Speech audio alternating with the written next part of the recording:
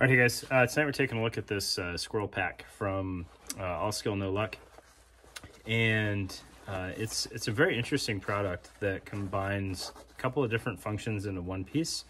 So it's primarily a dangler or fanny pack. It's got side release buckles and then Velcro flap for dangler mounting.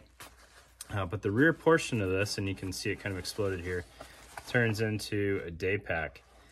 So I want to do this video justice because it's a pretty cool item. It's for sure unique. So let's get it on the table so we can try to show kind of the scale of everything when it's both stowed and when it's expanded.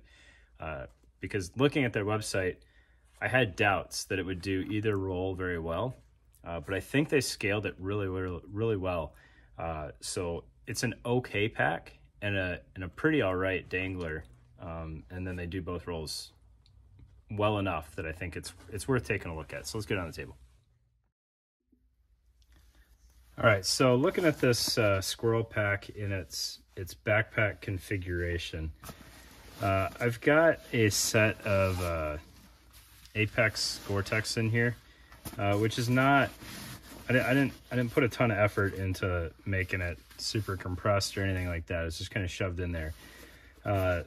Mostly to kind of keep it shaped so I can show you guys kind of the volume that you're working with. All right, so this thing is a couple inches wide. I think probably 2.5 inches on this side panel, and then obviously it'll take some three-dimensional shape to it depending on what you load in there. And then it's a little over a foot long. Let's get some armor for a comparison here. So we've got this M210 sitting flush with the bottom. So you're looking 13, oh, geez, you guys aren't on the screen, I'm sorry. You're looking 13, 14 inches tall, by 2.5, 3 inches wide, depending on what you've got loaded in there. And then as far as the construction goes, I think they did this very intelligently. Right, so they've got kind of this webbing frame on it almost, going around the perimeter of this back panel, which is a continuous piece of webbing with these 1-inch shoulder straps. Obviously the shoulder straps are not an ideal backpack shoulder strap, but it's on there and it's going to be sufficient for kind of an emergency deployed backpack. Right. And then obviously, you know, if you really wanted to hedge your bets, you could make yourself some sort of sleeve to fit on here if you had the room to fit it. All right. But so they've got, you know, the 1-inch webbing sewn across the bottom, sewn across the top, and then the straps running underneath that. And the carry handle is also tied into that. So the load is spread out really well.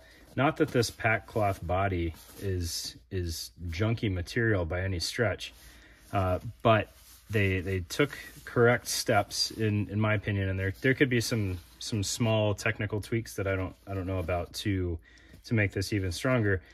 But I like the way they tied it all into webbing, so that the webbing should be, you know, most of the load should be carried on the webbing, right? And then you can kind of see the bottom footprint here. You know, we're looking, if you had the dangler portion still full, which you probably would based on how you'd use this, you're looking at like maybe 6 inches in depth there.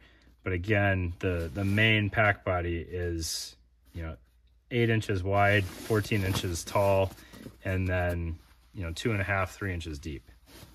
All right, so let's get this out of here so we can start folding this up.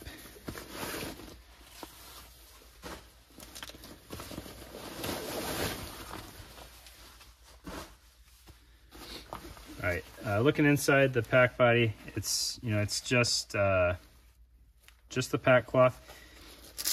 They do have a bladder retention there, and then a pass-through for the bladder hose, which is a nice touch.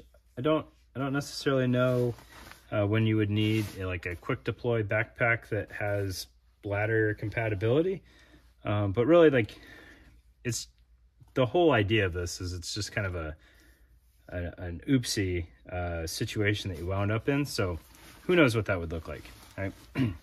But nothing else going on the inside there.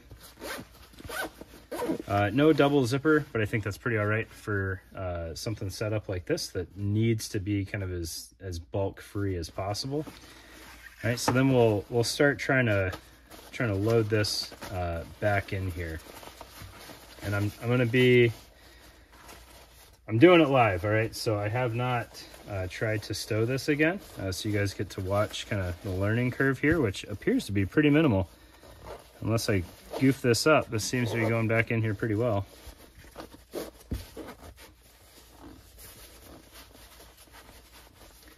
Again, it's single zipper, and the struggle is just kind of working it around the geometry, right? And I think you could kind of massage that out if you needed it, if you found out it was kind of bulky and you want to work stuff out towards the edge.